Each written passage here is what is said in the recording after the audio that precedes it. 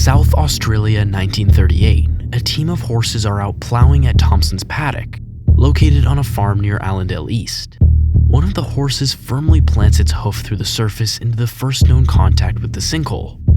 Stupefied by this, the family attempts to fill the ditch with a bundle of stones. But the hole was so extensive that they soon realized they had something far more grandiose on their hands. What was seemingly a tame, nothing out of the ordinary excursion ended up revealing one of the most transcendental gateways humans have ever stumbled across: the shaft. The shaft was first discovered as a 1-foot tiny hole that, once examined more closely, revealed a much larger sinkhole with a 3.3-foot diameter measurement.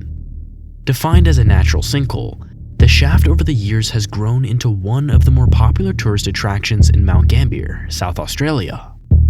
When groundwater percolates downward from the land surface, it becomes acidic, so it eats away at limestone, dissolving it. This is how the shaft's unique geological formation materialized over thousands of years. The shaft's main chamber is about 460 feet long and 260 feet wide. The water level is about 23 feet below ground level, and since its discovery, has grown wider by a considerable margin. A tunnel extends east with a depth of about 407 feet, and to the northwest about 260 feet. Divers are lowered into the chamber with a hoist system due to the sheer height and size of the drop and hole. The shaft got its titular nickname because of the bright shaft of sunlight which pierces through the entrance to the depths of the water on a sunny day. In the early 1960s, divers began to explore the sinkhole due to technological advancements in the field.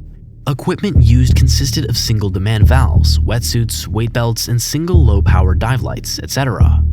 The dives had to be conducted in broad daylight to ensure the safety of the divers.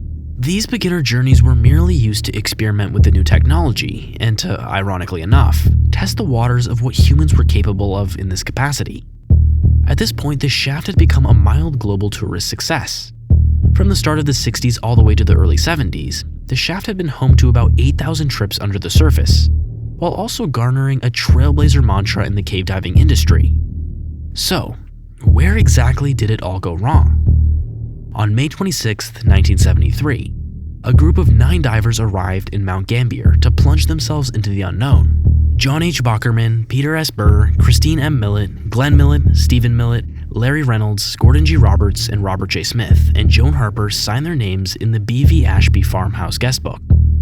After settling down their belongings, they ventured into the water and reached the primary point of interest known as the rock pile, a central pile of limestone rubble 40 feet below the surface. They scoured around the area before surfacing. Having dipped their toes, the group planned to return the next morning and continue exploring the cavern. On the morning of May 28th, the group ventured back to the sinkhole with their equipment ready. Joan Harper decided that morning she would be staying by the sinkhole and preparing hot soup for everybody when they returned to the surface. What Joan did not know, however, was that those cans of Campbell's chicken noodle soup may have very well saved her life. The group refilled their cylinders at Mount Gambier and descended under the water to the rock pile they had visited 2 days prior. The area surrounding the rock pile consisted of darkness. It was unexplored and covered in limestone rubble and loose silt.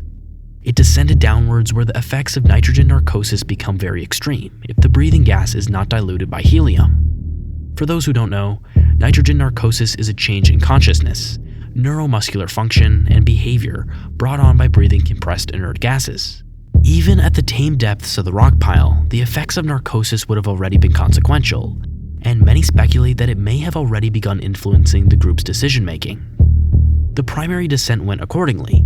The group reached the rock pile and explored the area for a period of time. Robert Smith, who had organized most of the plan and was the most experienced out of the whole group, began to feel the nitrogen narcosis effects take hold. They were 180 feet below the surface at this point. Smith motioned to his dive mates that he was going to return to the surface, in which they motioned back that they would be staying a while longer, despite a slightly anxious Smith. Despite his concern, Smith put trust into his dive mates who seemingly knew their limits.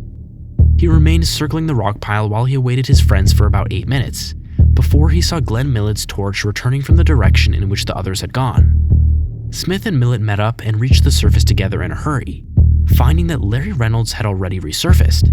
Millett explained to Smith and Reynolds that he had been monitoring his time and had attempted to notify his sister, Christine, that they had to return quickly, but the two siblings were separated before he could try. right as he revealed this, Peter Burr surfaced in a heap of exhaustion. There was nearly no oxygen left in his tank. The other 3 men knew their situation was now dire. Driven by adrenaline and fear, Millett swiftly threw on a spare tank and plunged back under. He swam through the fluorescent water all the way down to a depth of 225 feet, which is where the cliff began to steeply drop off. At the edge of the cliff, he found that a significant amount of silt had been disturbed, and his visibility capabilities had been reduced to almost zero. He then came across Stephen Millett's dive torch and camera floating through the water with no owner in sight. Heartbroken and in shock, Glenn decompressed and returned to the surface, leaving his 2 younger siblings behind. He returned to an ambulance and a barrage of people swarming the area. The surviving group members all shared a solemn look with one another, the realization dawning on them: their friends were gone. A forage of the cave commenced on May 29th by the local police's underwater recovery squad. The squad commenced their attempts after 2 days and were ultimately unsuccessful. The search was postponed until the following January, as the police sought out aid from naval expertise. In the months leading up to the recovery, the surviving dive mates shared their accounts with officials in an attempt to create a concise timeline. A few of the survivors had witnessed Christine Millett and Gordon Roberts attempt to swim quickly back to the rock pile. However, due to the panic that they were running low on oxygen and possible nitrogen narcosis, they swam directly upward into a dome in the ceiling which had no escape. Larry Reynolds recalls seeing their dive torches maddeningly searching for a way out before he had to leave. Reynolds was the last to have ever seen them. Millett and Roberts exhausted their air supply and drowned whilst holding on to one another. An unnamed survivor claims to have witnessed John Bockerman strongly swimming further and further into the cave. Bockerman seems to be the diver who suffered the worst effects of the nitrogen narcosis, as it is speculated he was not even aware of where he was swimming to. His body was found at the greatest depth of the victims, 20 feet from where he was last seen. Stephen Millett's dive torch and camera were found deep at the base of the rock pile, his body found under an overhang at a depth of only 50 feet. It is difficult to speculate about how Stephen ultimately passed, but he was wearing a buoyancy vest. He was found under an overhang, and it's likely that he was lifelessly floating at his time of death. The consensus of all 4 deaths boiled down to negligence. 4 divers overstayed their bottom time, ran out of air, and died of hypoxia, the usual consequence of fatal drowning. No appropriate safety precautions were put into place, such as a lack of a fail-safe return-to-surface system, staged emergency decompression cylinders, no buddy system, and that no one clearly held responsibility for planning the dive and safety of the group. 8 divers went in, 4 divers came out. The Mount Gambier incident of 1973 proves once again that a lust for adventure must be treated with care and necessary precaution. Hold your loved ones close, savor your moments with them. You never know when it'll be your last.